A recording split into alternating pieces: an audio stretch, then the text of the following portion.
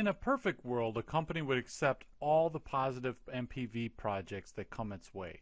But in reality, we have things called constraints. For example, you might have a budget and your manager says, look, you can't go beyond this budget of $1 million or $2 million in terms of investing in projects. So even though you might have a bunch of positive NPV projects that would be optimal for the firm to invest in, you just don't have the budget to do that. And the resource constraint could be something else. It could be the number of engineers or scientists that you have at your firm or so forth. So these constraints can actually make it where you can't accept all the positive NPV projects, and you have to make a decision about which ones you're going to accept and which ones you're going to reject. And to make that decision, it's a little bit easier when you calculate something called the Profitability Index. So I'm going to talk about how to calculate that in this video, and let's jump into an example. Let's say that you have a budget of $800 and you're trying to decide between the following three investments. So you've got three different project opportunities, and I've calculated the NPV for each one and then the upfront investment for each one. And we're going to need to know those things in order to calculate the profitability index, because basically with the profitability index, we're just taking the NPV divided by the amount of the upfront investment. So you can think of it as NPV per unit of resource that is constrained, right? So this is the resource that is constrained, right? Funding, the budget, the money. So when we think about that upfront investment, we want to say, okay, what's the bang for our buck here? What are we getting? What amount of NPV are we getting per dollar that we're investing up front? So all we do is we make these calculations, and it's going to be 1.17, and I'm doing some rounding here, so it might be a little different from what you get. 1.04 for project B, and then for project C, we're going to get 1.12. And just to quickly make sure you understand that, so let's take project C here. We just take the NPV of 650 of that project, divide it by 580, which is the upfront investment if we were to do that project, and that gives us a profitability index of 1.12.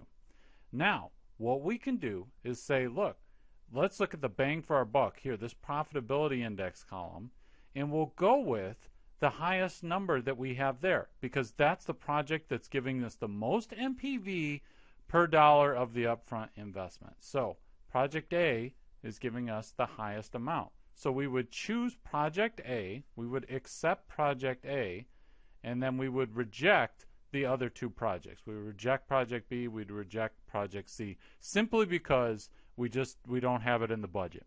So there's a couple of key assumptions for us to use the profitability index and to actually be making the right, to know that we're making the right decision.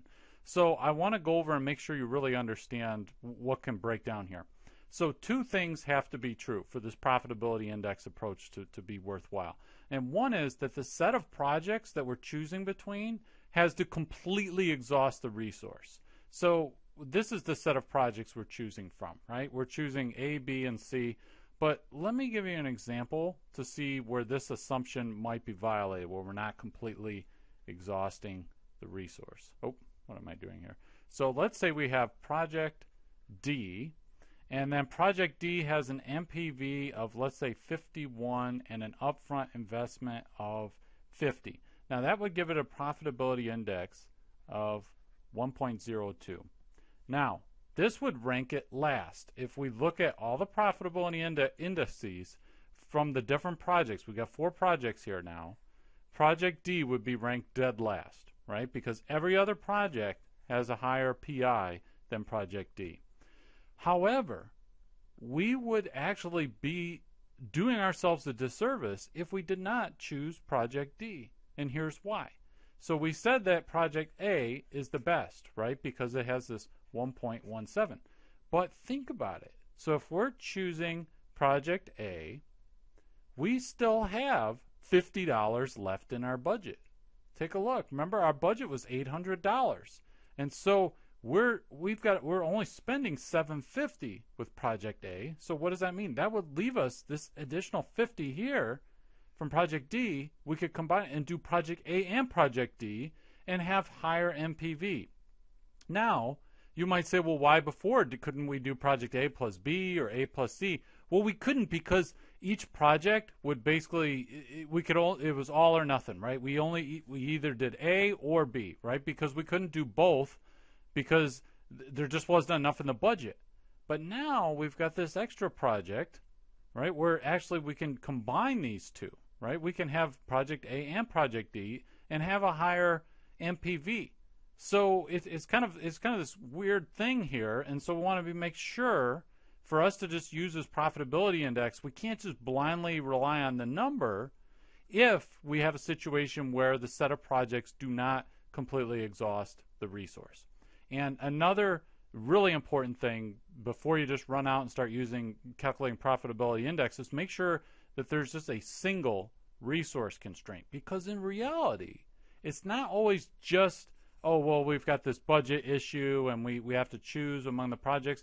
Like I said before, it could be that you need a researcher or a scientist on each project or something like that, or you have some kind of constraint of people, right? You have so many engineers that you can assign to projects, and maybe this project needs 3 engineers, this one needs 4, and so forth. And so people can be resources that are constrained. Anything could be a machine that's used to make the products for these different projects. And so if you have more than one constraint, if it's not just a budget or if it's multiple things going on, then you're actually going to have to use linear programming in order to solve this.